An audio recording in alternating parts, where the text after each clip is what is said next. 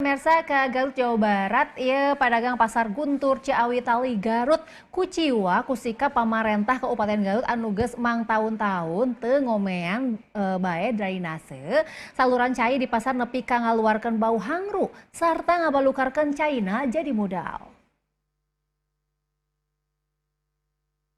Geus 4 tahun lilana, pedagang pasar Guntur Ciawi Tali Garut, Jawa Barat ngambe bau hangru sarta cai solokan mindeng modal balukar drainase saluran cai di ieu pasar henteu diombean bae ku pamarentah Kabupaten Garut.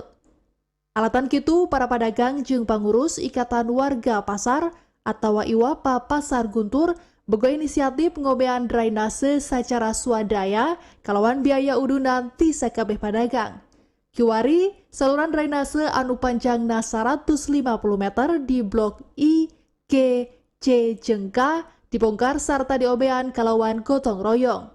Ketua Ikatan Warga Pasar, Suhartono netelakeun, alatan nungguan ti pamarentah mah taya kapastian. Sok sanajan geus sababaraha kali dilaksanakeun survei ku dinas, warga pasar antukna boga inisiatif ngomean saluran drainase kalawan gotong royong. Piat Supriyatna, TVRI Jawa Barat, ngawartakeun.